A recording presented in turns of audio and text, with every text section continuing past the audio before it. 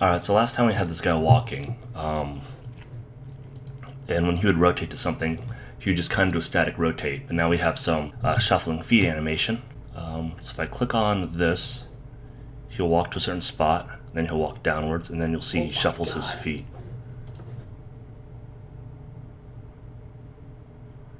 And that's actually procedurally animated in the same way that when he walks over here to this thing, let's see if I select it here, that's procedurally animated to raycast on the ground and to step on whatever what's ever below his foot. And if he's got a walk animation, it'll actually raise his feet too. And you'll see right there, he shuffles left and right. So if I go left and right, this does have an issue though right now, because I haven't figured out how to get around the limitations of how I'm using nav mesh and the character. When I walk on something, he'll pop up instantly on it. See that jerk? But if I do something that'll raise it up slightly to offset it, you'll see his height's still recorded differently, so he just kind of squats. And you'll see when I lower and raise, when he's idling, his feet kind of pop. That's because he will actually, see right there, the constant switching. It'll switch one thing to be planted on the ground and one to not be. And it usually won't move much because it's already pretty close to the ground. But you'll see he'll do some fine adjustments there then.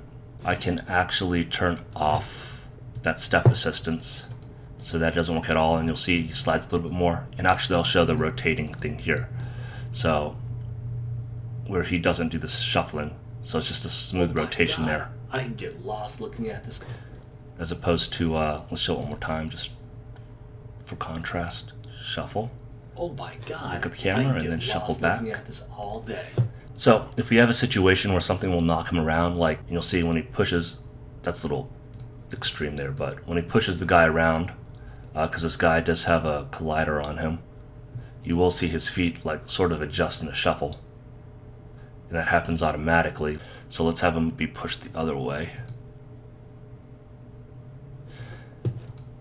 So in order to do that, we have to track a few things for a few pieces of data. So we have, for each animation that's non-idle, where his feet are going up and down, and we need to track when his foot's planted and thrusting. We have what's called the foot weight and the foot height, and this is going to be generalized later to have for creatures with more than 2 legs. Where the foot height is, we actually record what his height would be. So right here, the red is where it's raycasting on the ground.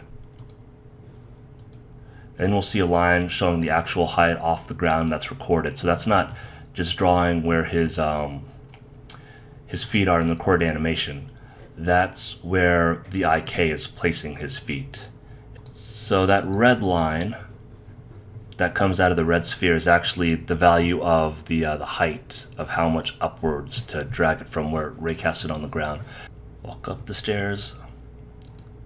And he's got a lot of popping here, and the footing like that right there, that squatting is a little weird. That may be an issue with how the stairs are placed too, but really he should just be fully standing here. He's not really standing on these things. He is colliding with it though, but what controls like his height and what he's standing is, this is what's baked with the nav mesh. And so he's standing on this thing here, so that's the bottom height, and then he's colliding with this thing, so his feet are placed up here afterwards. So if we took that off, it would look more like this without that assistance. Then we also have an issue here where he's standing up here, where I raise the height more than the nav mesh. So this is where the nav mesh is right there. That's where I drag the collider. And so he's on that height, and now he's stepping on here, but his height, where the nav mesh says he is, he's floating a bit. And now when he's on top, he's doing the crouch thing again. Alright, so I guess then the next question is, for those curves, if I go back to here, how do I get, do I enter in this just with intuition, like it's kind of like that? So to record the footsteps, what we would do is we would add it to a list, click on this guy individually, and then in the inspector, we'd have to, change this number to something else to add more entries.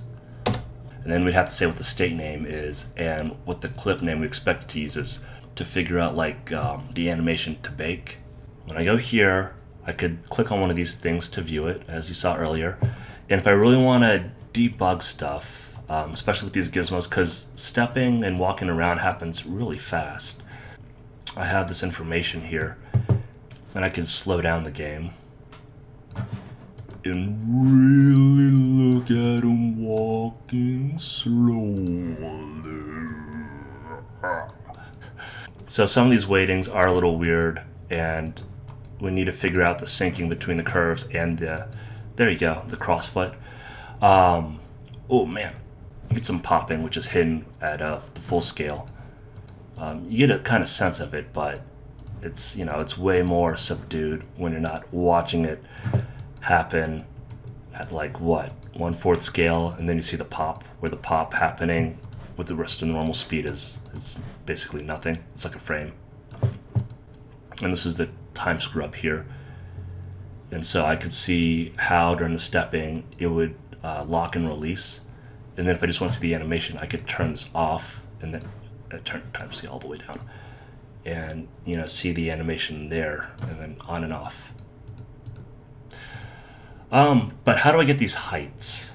And that's basically, instead of, you know, going through and seeing where it's at, guesstimating the height, and then opening the curve and typing it in, I click on bake heights, and what it'll do is it'll actually, first it'll clear out the keyframes, and then it'll play through, and at different segments, like, you know, here, here, here, here, here, here, here, here, and then at those different increments, it'll actually see what the height of the foot is compared to the bottom of the character, and it'll record that for each foot individually. You'll see this is actually, because of how the animation's made, it's not quite correct, so then I have to move these below the 0 line. And then sometimes if I move stuff around, I'll get weird tangents, and then I could hit smooth tangents, smooth weights, smooth heights. And you'll see how that changed there, because it won't change the actual height values, but it'll change the tangents to more continuous curvature, I guess.